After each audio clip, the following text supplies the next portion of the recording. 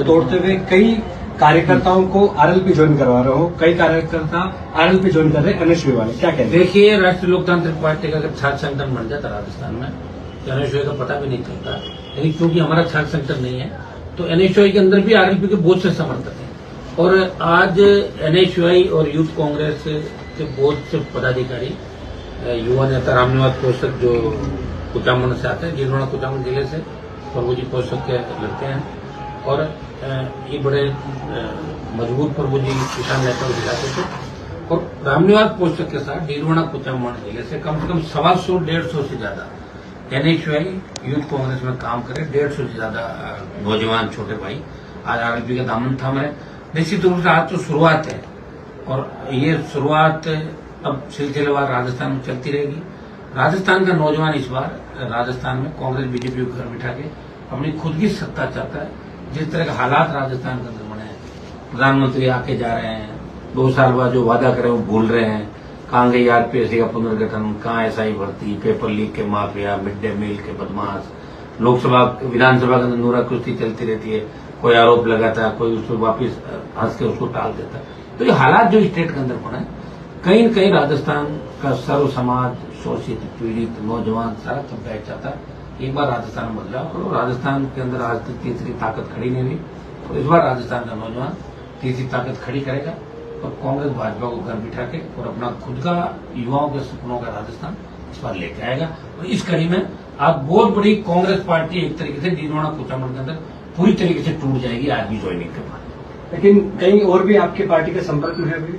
बहुत से कांग्रेस के तो आपके हमारे दिलीप चौधरी जी आए ना, ज्वाइन किया था। कांग्रेस बीजेपी दोनों से जो जिनको सम्मान नहीं मिल रहा है और हमने भी तय किया कि कांग्रेस बीजेपी के अंदर जो दागदार लोग हैं उनको हम नहीं लेंगे। लेकिन कांग्रेस बीजेपी के अंदर किसानों के नेता है, जवानों के नेता है और वो अगर स्वाभिमानी लोग हैं और उनको वहां सम्मान नहीं मिल रहा है तो राष्ट्रीय लोकतांत्रिक पार्टी के दरवाजे उन सबके लिए खुले, क्योंकि आरएलपी का गठन ही जवान और किसान के सम्मान और स्वाभिमान के लिए किया। बहुत से बड़े नेता आगामी दिनों में आरएलपी का दामन थामेंगे। बीजेपी और कांग्रेस में हमेशा ऐसा देखा गया कि जब चुनाव आते हैं तो कांग्रेस या बीजेपी के पास नेता इधर से उधर होते हैं, लेकिन आरएलपी में जो आरएलपी वादी पार्टी छोड़ के चला गया कोई नेता, क्या वापस आने का, एंट्री लेने का कोई है या फिर डिलीट है सीधा? देखिए, ऐसा कुछ भी नहीं। देखिए, पॉलिटिक्स में किसी चीज से नकार नहीं सकते। आरएलपी से गए हुए कुछ लोग आना चाहते हैं बड़ी तादाद के अंदर, लेकिन ये उस समय तय करेंगे जो हमारी एक कोर कमेटी पार्टी के अंदर बनाई, जिनकी सलाह से पार्टी चल रही है। मैं अकेला पार्टी नहीं चल रहा हूँ, इसमें हजारों लोग शामिल है। प्रमुख लोग जो बुद्धिजीवी, उनसे बातचीत करके निर्णय अगला होता है। मैं जनता में रिएक्शन नहीं जाना चाहिए, गलत नहीं जाना चाहिए, मैसेज गलत नहीं जाए। और अगर कोई अच्छा व्यक्ति है भूलवश चला गया तो उनके कई लोगों के लिए दरवाजे आरएलपी के खुले हैं। तो राजस्थान में चर्चा है उदयपुर फाइल्स की। उदयपुर फाइल्स क्या है? उदयपुर फाइल्स में भारतीय जनता पार्टी के नेताओं की सीडी बता रहे हैं इसके अंदर ज्यादातर। इसके अंदर सीएमओ के इर्द गिर्द के लोग, कुछ कैबिनेट मिनिस्टर भी है, कुछ पार्टी के पदाधिकारी है, कुछ संगठन के पदाधिकारी। वो शायद आजकल के अंदर हमारे पास भी आ जाएगा, उसके बाद आपको बता देंगे। ये एपिस्टेन की तरह ही है एक तरीके का, जिसमें पूरी भारतीय जनता पार्टी नंगी हो जाएगी उदयपुर फाइल्स के बाद। अब कांग्रेस पता नहीं क्या सौदेबाजी करेगी। कांग्रेस के पास तो आ गई है फिल्म आ रखी है। जो कांग्रेस को जिन्होंने ये दी है सीडी, वो तो पिछले कई दिनों से कह रहा है कि साहब हमने कांग्रेस के नेताओं को देकर गलती कर दी, वो तो खाली बात ही कर रहे हैं, उन्होंने सेटिंग कर ली। ऐसा उन लोगों का कहना है जो इस मामले में पीड़ित है और जो इस मामले को हैंडल कर रहे हैं। और आपको तो पता है कि उदयपुर के पूर्व नेता कौन थे, कौन बीजेपी के अंदर किनकी साख, बहुत बड़ी साख थी, उनको दरकिनार करके जिस तरह का उदयपुर में खेल खेला जा रहा है वो ठीक नहीं। लेकिन वहाँ के जो आईजी है, ये सही बात है कि दिल्ली के टेलीफोन के बाद ही आईजी ने इनको खुरबुर करने का प्रयास किया। बाकी एक बार सारी जो फाइल है वो पकड़ ली उनकी पुलिस के पास, सारे वीडियो फुटेज और सारी वो चीजें, और उसके बाद के जो हालात है वो जब आएगी तो सारी चीजें अभी बता दो, फिर मजा नहीं आएगा। उसको तो आप देखोगे जब मजा आएगा। क्या एक चर्चा चल रही है कि राज्यसभा सीट के लिए आपकी जो शुभ चिंता के नागौर से आने वाली महिला बीजेपी की, उनको भेजा जा सकता है? हो सकता है। आप तो बीजेपी का काम, मुझे क्या करना उससे? बीजेपी कुछ भी करे, मुझे उससे कोई फर्क नहीं पड़ता। मेरा मकसद भारतीय जनता पार्टी क्या करी, कांग्रेस क्या कर रही है, और अगर मेरा नाम लेके किसी को फायदा होगा तो विचारों में बढ़िया। अगर मेरे समाज के कोई व्यक्ति अगर मेरे नाम से मुझे गाड़ी देकर आगे बढ़ा तो बढ़ने दो, तो नाम तो मेरा ही है ना हर जगह। लोटासा खुला चैलेंज करते हैं सदन के अंदर, लेकिन फिर भी बीजेपी अब तक एक्शन नहीं ले पाए। कई बार फटकार लगाते हैं, आओ पकड़ लो, मैं तो नहा धोकर तैयार हूँ, फिर भी नहीं पकड़ते। दोनों पार्टियों में एक दूसरे को बचाने के लिए लोग बैठे हैं।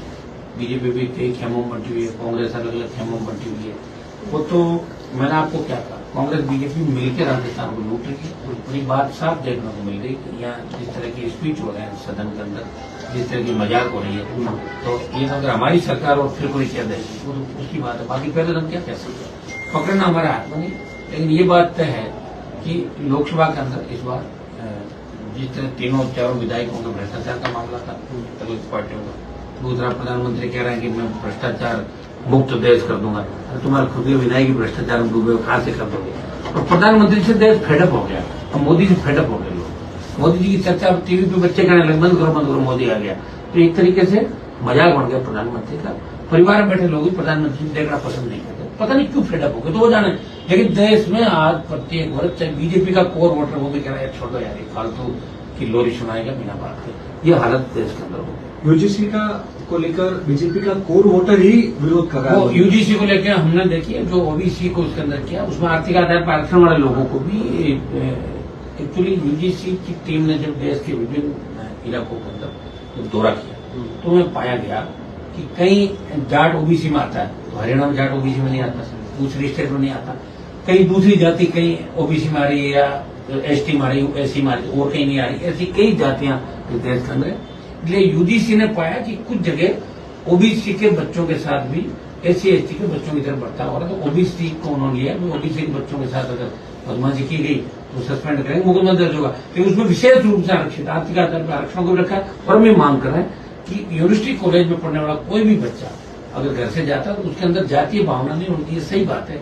अगर उसके साथ कोई भी रैगिंग या दूसरा दुर्व्यवहार आता तो उसके खिलाफ कार्रवाई के लिए दरवाजे खुले, अनुशासन समितियां बड़ी मुकदमा करवा सकते हैं।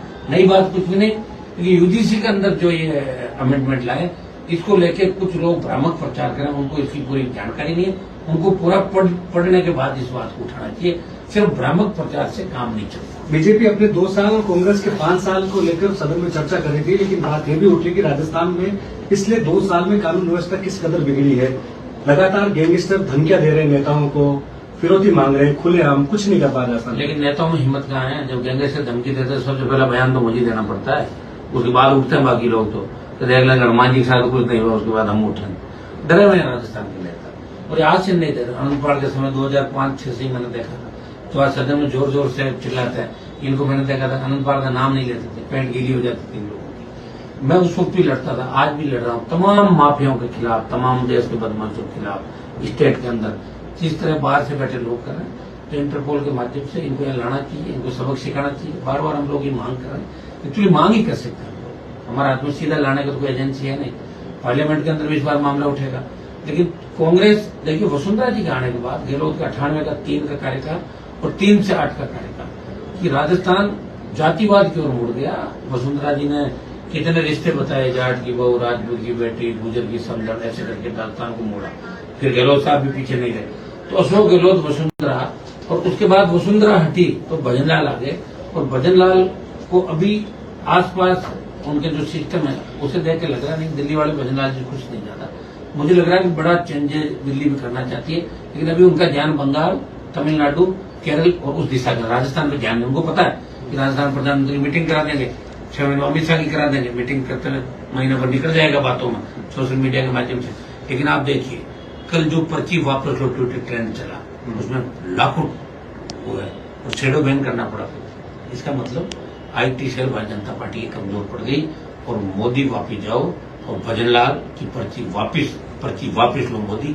ये जितना जबरदस्त तरीके से ट्विटर पर चला, इसे आप अंदाज लगा सकते हैं राजस्थान का नौजवान भारतीय जनता पार्टी के पूरी तरीके से खिलाफ है। कि कांग्रेस के भी वो साथ नहीं, वो कांग्रेस को भी सबक सिखाना चाहता है। अभी आपको थोड़ी देर बाद नजर आएगा राजस्थान का नौजवान किस तरह आरएलपी का दामन थामता है। पंचायती राज चुनाव इसलिए नहीं हो रहे कि 2 साल के कार्यकाल को लेकर एक परसेप्शन बना हुआ है, इसका कारण क्या? देखिए कांग्रेस ने ही पंचायत राज चुनाव में गड़बड़ चालू की, 3-4 चरण में चुनाव कराए, तो ये भी क्यों नहीं कराए? मुझे तो एक सामना दूसरा नागना, चोर चोर मोसरे भाई, यही चलिए तो कहावत राजस्थान में।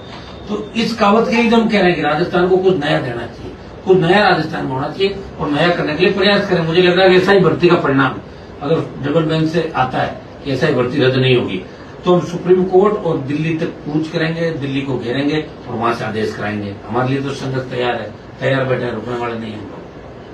लेकिन सदन के अंदर डोटासरा बीजेपी के सब नेताओं को लपेटते हैं, एक को छोड़कर किरोड़ीलाल मीणा। क्यों?